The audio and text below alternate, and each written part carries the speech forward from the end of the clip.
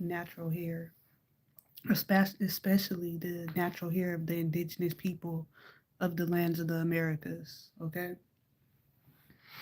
Um, but no, my hair is not done right now. But I've always done it to make a point because I've always been scrutinized for my hair and demonized for my hair when there's people out here murdering and raping people, and I'm called crazy for walking around in my power.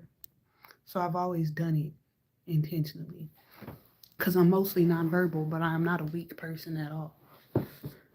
Now, I'm mostly nonverbal, but I'm not a weak person at all.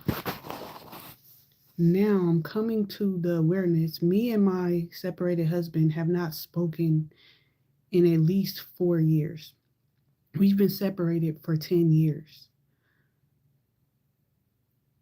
And in the last 2 or 3 weeks, he's called me for the first time ever with the kids, or his mom did, and they have planted the mindset to the children that it is my fault for destroying the family because I won't come be with their dad, and saying that I cheated on their dad, which is not true.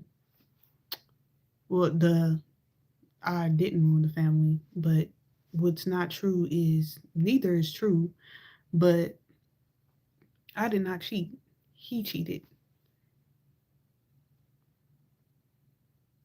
I was only brutally, physically, and sexually abused my entire life.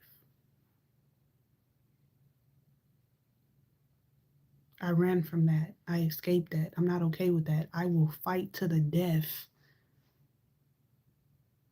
of the other person to not live in that.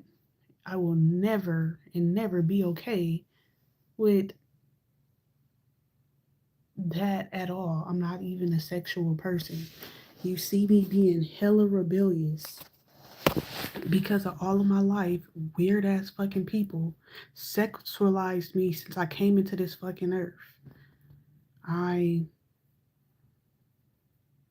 I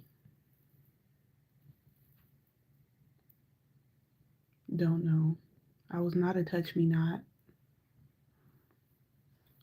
but the way the world is so sexual, I'm starting to become a touch me not. Hi, forgive me, I'm bad with names. So, yeah.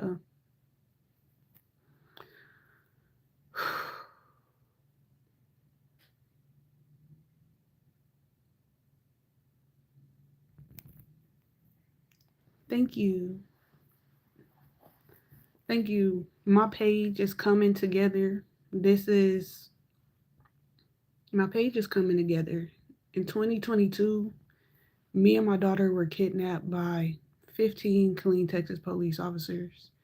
We were homeschooling, going about our day. There was no there was no warning. Our front back door windows were burst into and we were assaulted and kidnapped. They didn't tell me my charges for weeks. I was gang stalked. There was a smear campaign ran against me. I was meant to freak out. IDF was involved. The social worker, the CPS that took my daughter was IDF. She had an IDF badge. I was later followed by IDF police officers in the state that I'm in. So the way that I was acting in 2024, like I was panicking, and there was there was a smear campaign against me to have my channel shut down because Hillary Clinton attempted to kidnap me in the first grade. That is true. They want to make me seem uncredible and crazy. I was sex trafficked from a child through Riverside County, California, from the age of 12 years old to 18 years old. I was sent to the US military by a judge that was covering up the sexual abuse reports that me and my sister made. They told us that we weren't going to court. They told me that I was lying. They sent me back to be abused and picked me up a month before my 18th birthday and put me back in a foster home. It was my second time in a foster home. When you first time you go to a foster home, 7 days is your first court hearing. So they did that, but the court hearing was for the sexual abuse assault. They never brought up the sexual abuse assault, so they made it look like it was just because we were being taken back into foster. And then we were strongly discouraged by the by the social workers not to go to any other court hearing because we would look like unruly children and they'd just be happy that we were safe.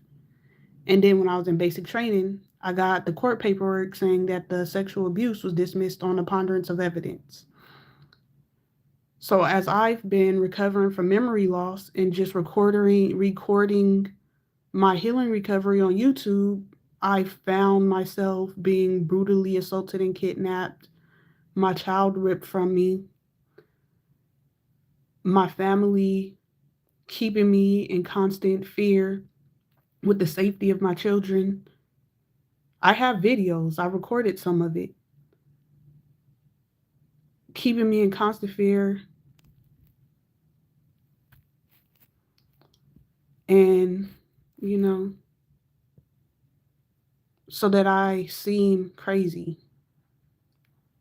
Because the only thing that's happening back to back every day is just brutal assault in some way, shape, or form. And then it's hard for me to meet new people because I don't have anything to talk about because everything that happened in my life is abuse. I'm not on YouTube to be famous. I'm on YouTube because the government is gang stalking me and has isolated me from everybody in my life.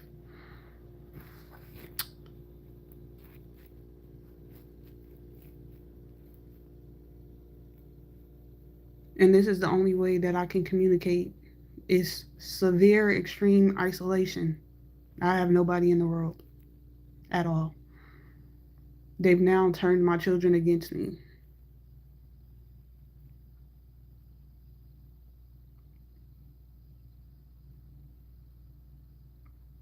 I'm never going back to their dad.